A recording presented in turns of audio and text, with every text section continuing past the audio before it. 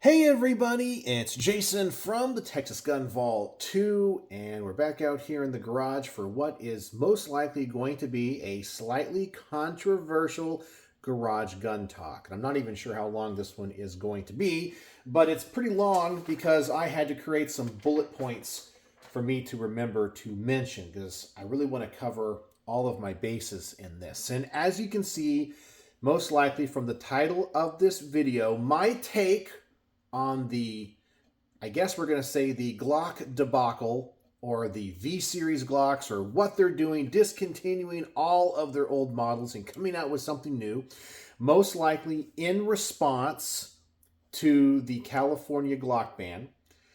I just want to share with you my thoughts on what I think it means, which I think this is going to be the end of Glock.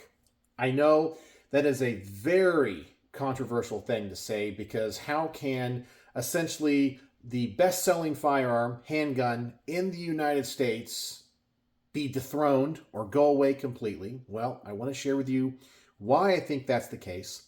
I also want to talk about hypocrites in the gun community, and I also want to talk about how this is going to open the door for politicians in the future to go after almost every semi-automatic gun, whether that be a handgun or a rifle or a shotgun in the future.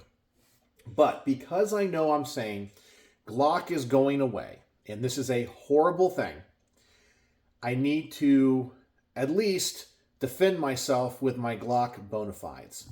Because people are going to say, you are just a Glock hater. Jason, you're just saying that. You're being paid by somebody. You just hate Glock. You have it out for Glock. Well, I actually got my entire Glock collection out tonight.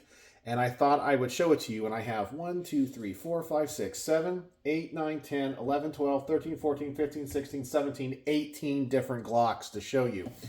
And so let's just go over that real fast, because I do like to show off my collection before I tell you why this is going to be the end of Glock.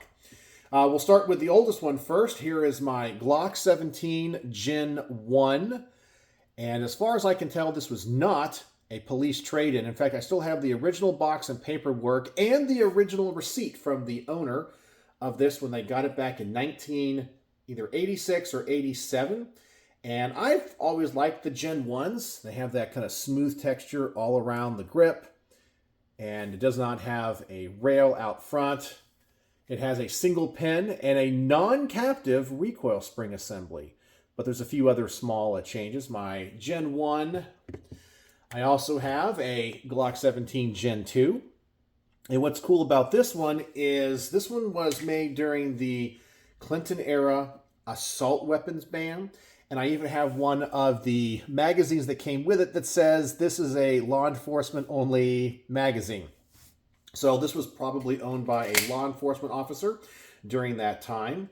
But I have the original, adjustable sights that Glock put on some of those when they imported them. And this is my Gen 2. Then I have a Gen 3 TB for threaded barrel. That is a factory threaded barrel with the suppressor height sights, and it even has the left-hand thread, thread pitch on it. There's my Gen 3. I have a Gen 4, of course. I was never a huge fan of the Gen 4s, but I had to have one for the collection because I wanted to get all the different series or generations of the Glock 17. And I know that when these first came out, they had a lot of extraction and ejection issues. But here's my 17 Gen 4. Of course, that means I must have a Gen 5. I absolutely love the Gen 5. I think it might be my favorite. Followed by the Gen 1 and 2. And I think the 4 is my least favorite, and 3, which is the one that I kind of grew up on. That was the longest running generation. Is second to last. Here's my Gen 5 with the ambi controls. Big fan of the Gen 5. I also have something really interesting, which is kind of a pre-Gen 5. I have a 17M. So this is one of the 17s that was made for the FBI when they were, changing sidearms. It's very Gen 5-ish. And this one is a made in the USA 17. And it has all of the proper coatings which I guess were a little bit different for the FBI contract. And it even has the FBI sights on it, the ones that they requested. So there's my 17M. What else do I got here? Oh yeah, I have a Glock 22 RTF2 with the famous fish gill serrations. I always wanted a Glock 17 in this, and I had the opportunity when these were being made to get one, and I passed on it, and I sure wish I got one, because those are truly collector's items. The ones here in 40 are not as sought after, but this was a model specifically designed for law enforcement. So at that time, the 40 was all the rage. So that's the one I got. But I love those fish gill serrations. And once again, that's the RTF2. Some people call it the Glock, I think it's Gen 3.5. Next up, I have the reissue of the P80. So this one has all of the like military marks on it on the slide, just like it was adopted by the Austrian Army. But this is the Lipsies exclusive, I think. And it's really cool because Glock had originally gotten rid of all the moldings for the Gen 1 frames. And this one's really cool. Unfired, P70, kind of a collectible thing.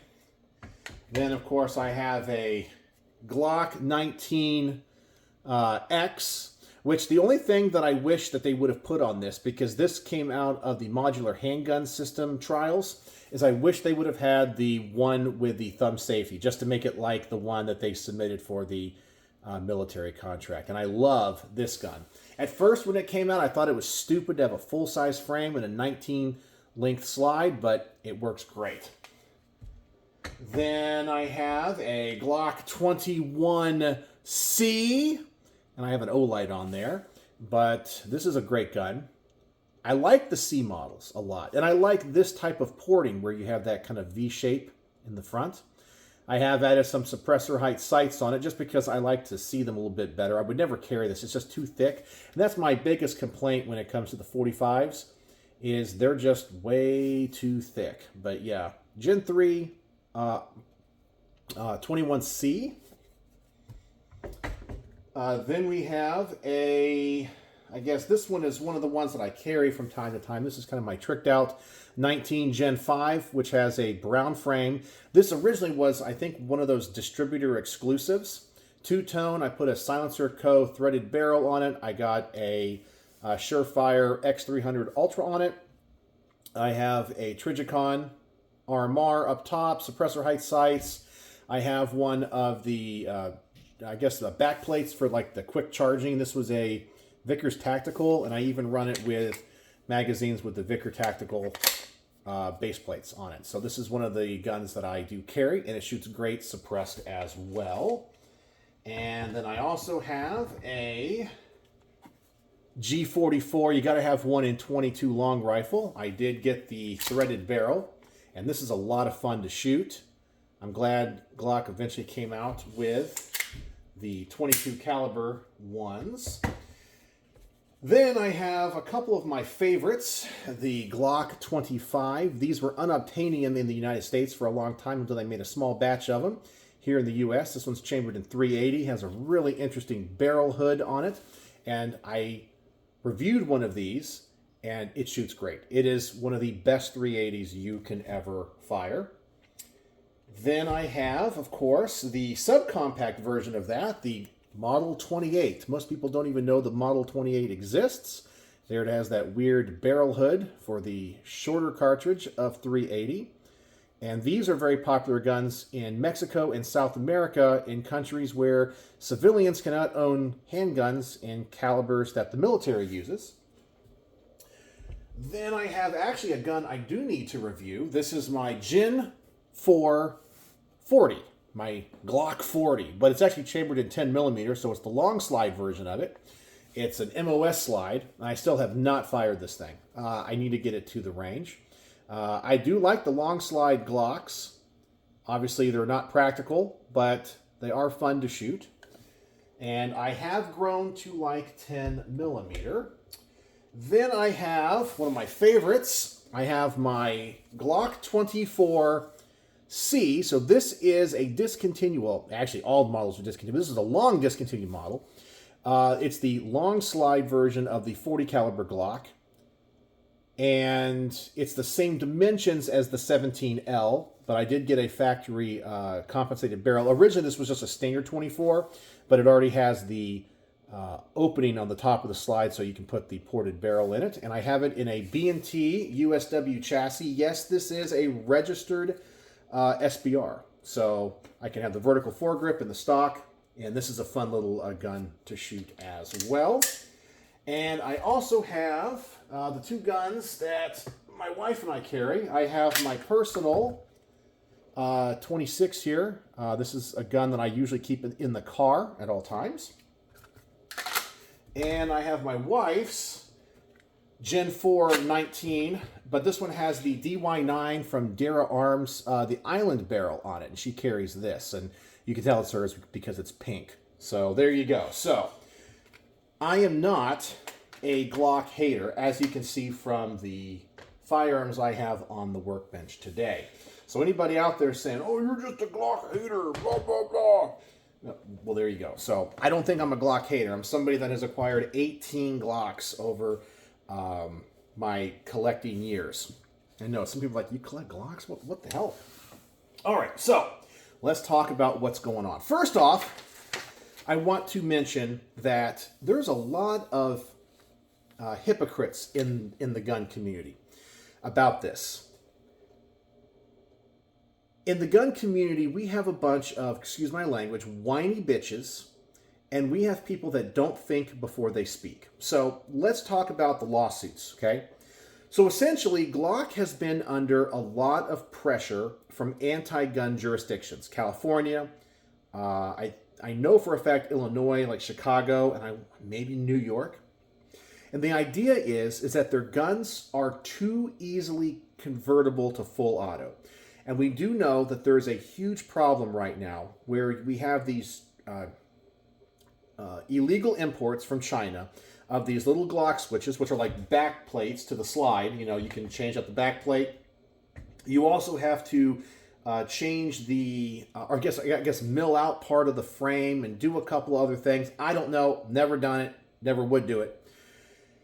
But apparently it's doable, okay? And they're saying that these guns are too easily convertible to full autos. Therefore, according to U.S. law, and they are machine guns, okay? Where that line is drawn, of course, is kind of a gray area. And because of the lawsuits, Glock has decided to essentially discontinue their entire line and the passage of the California, what they call the Glock ban bill, which bans all semi-automatic pistols with a cruciform, like sear engagement system, which all these guns have. They've had it since like their, the early 80s. And literally within like a month, Glock announces the V series, which we don't really know exactly what's happening, but it's supposed to have an improved trigger, an improved sear thing, and most likely it's designed to prevent the installation of these Glock switches. First off, I want to say Glock switches and full auto Glocks in general are stupid, okay? I mean, as a Glock, would I like to shoot a Glock 18 to experience it? Yes. But have you ever seen the cyclic rate on a full auto Glock? I don't know if they have ways of moderating it, but any one of these Glocks that would be converted to full auto would have a crazy high cyclic rate, and it becomes uncontrollable, it becomes dangerous, and there's no purpose to it, especially with such a small magazine capacity. If I'm in a firefight personally, had to defend my life, give me semi-auto any day, because, yeah, full auto's stupid, and it's actually not as dangerous as many of the anti-gunners think. They think because more bullets come out of the barrel that somehow they're more dangerous, when in reality, you're going to be missing everything. I mean, if somebody was, an inexperienced shooter, and I even think experienced shooters, because I know I would be nervous shooting a full auto Glock because I already know it's going to rise. But most of these people, when they shoot, it's going to go straight up into the air. Where semi-auto, you're going to be able to control the gun, put more rounds on your intended target, and it's full auto might sound scary. When you see one in use, it might seem scary, but in reality, it's not as dangerous as semi-auto because semi-automatic gives you more precise fire, right? So more bullets doesn't mean it's more dangerous. But I understand because of movies, television, and just idiots that don't understand firearms, they've kind of made machine guns a boogeyman when they're really not.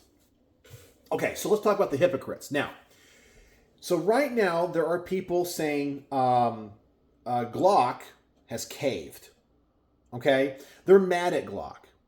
And I understand why. Because they're saying within just the passage of this one bill, you get these lawsuits, all of a sudden you're changing your design. How dare you? You're betraying the gun community. And what's really odd is the same people that are saying Glock has caved because of pressure from lawsuits are the exact same people that are saying that SIG is denying the fact that, or sorry, they're mad at SIG because SIG will not change their designs because of lawsuits.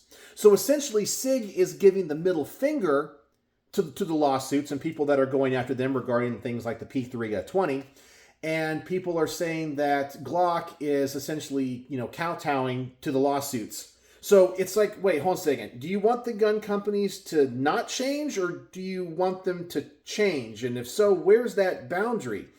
I think there's a lot of hypocrites out there because you can't have it both ways. Either you can't be mad at SIG for denying that there's an issue with their guns, and you can't be mad at Glock for admitting that there's an issue with their guns.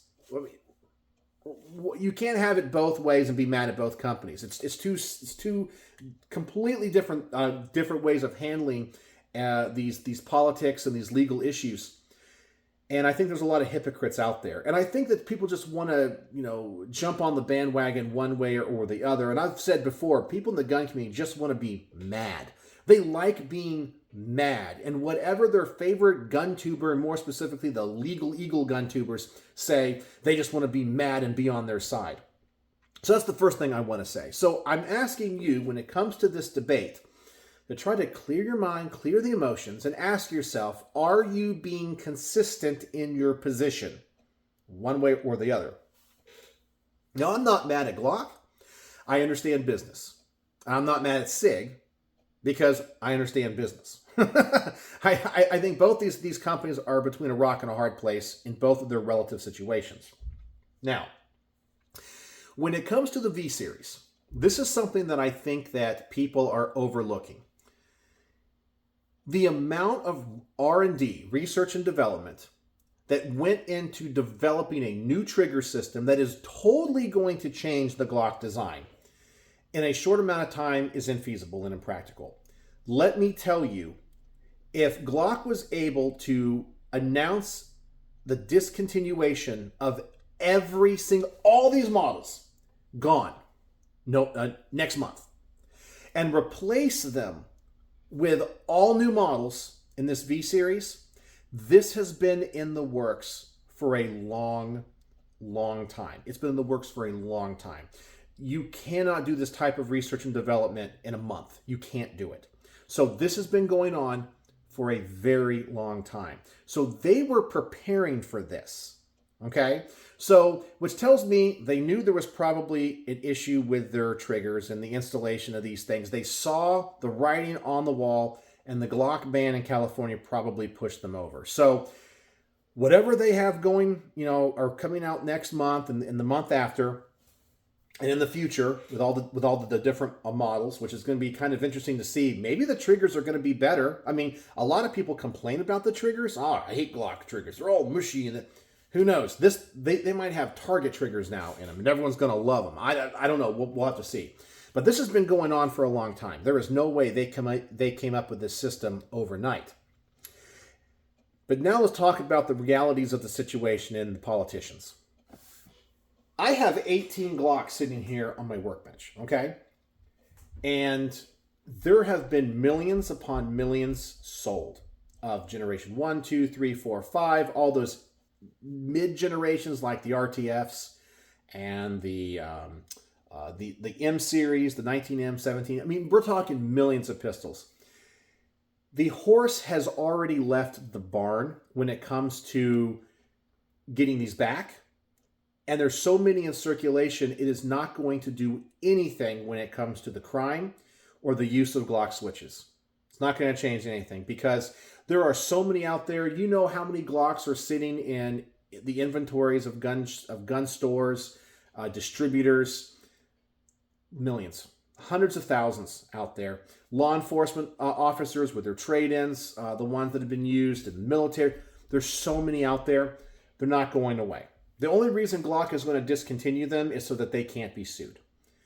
So that's something to talk about or think about, because it's not going to change anything, which means that when all of this, when the crime continues in places like California, because they refuse to really enforce the importation laws, really refuse to go after China for this stuff, they're going to continue to blame Glock. They're going to continue to blame gun manufacturers. They're going to continue to blame gun owners because the problem is not going to go away. Now, in the short term, is this going to hurt the huge aftermarket for Glocks? I say no, because as I mentioned, there's so many in circulation.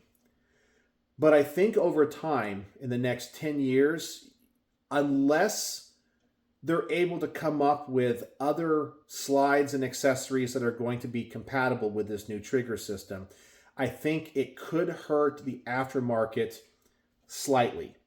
I think there's going to be a lull. As I said, I don't think there's going to be any change with the aftermarket stuff.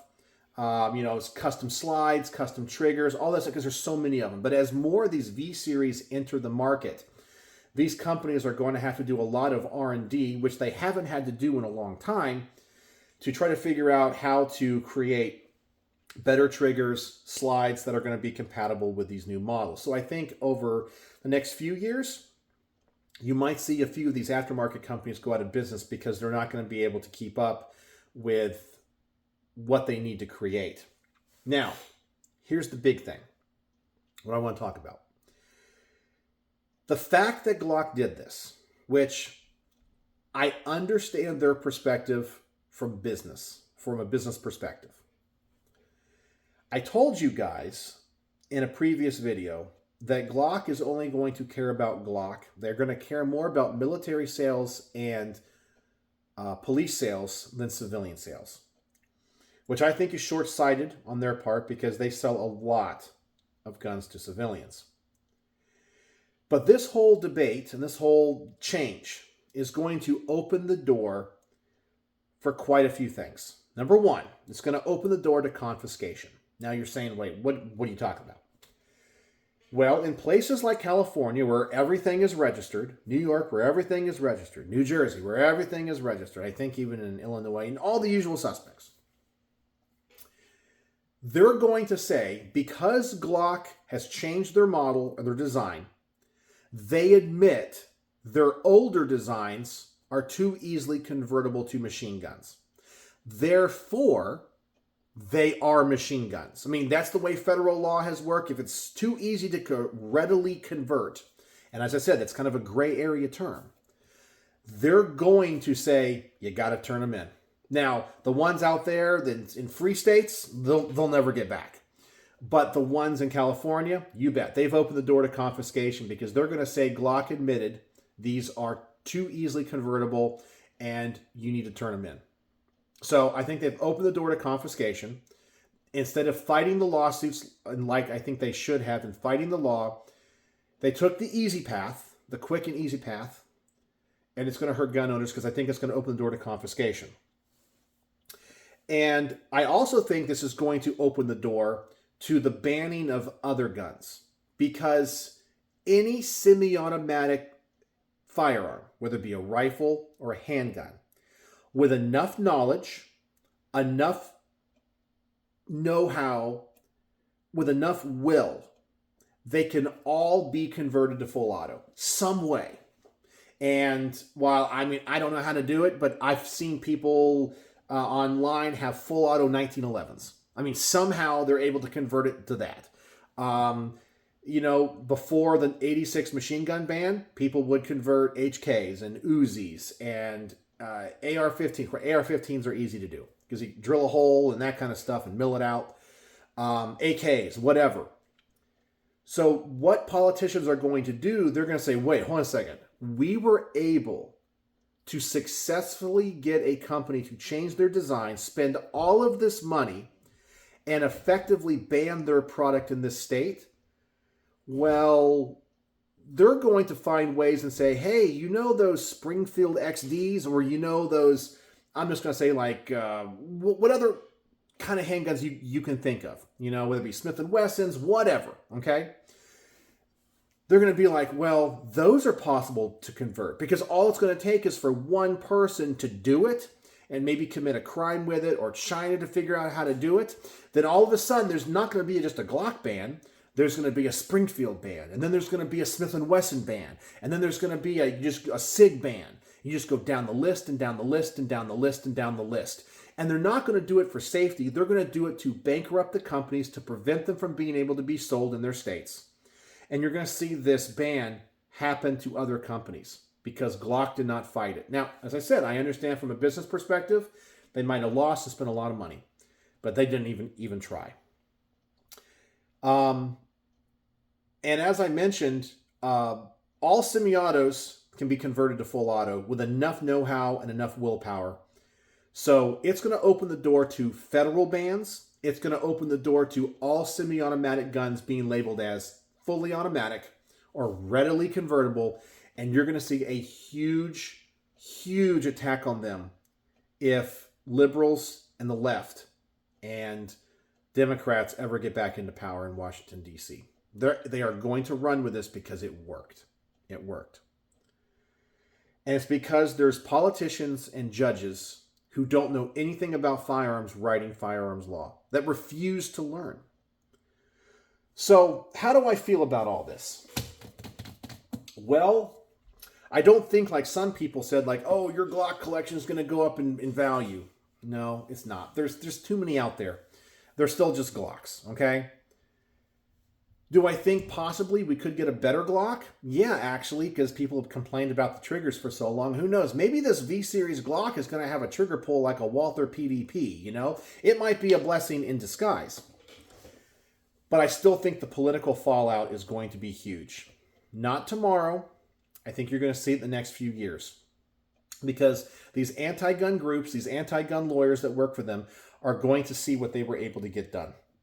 And because Glock essentially just said, okay, we'll just change, has opened the door, I believe, to mass confiscation, banning of other models, banning of other guns, and essentially the effective ban of all semi-automatic guns at the federal level. And I know I'm one of those Debbie Downers when it comes to this, but it's how I honestly feel. I believe that also in the future, it might be the end of Glock, because even though they're changing their design now, you're going to see other states ban this new Glock, because I guarantee you the day this Glock, this new V-Series Glock comes out, I bet you there are going to be SOTs, special occupational taxpayers.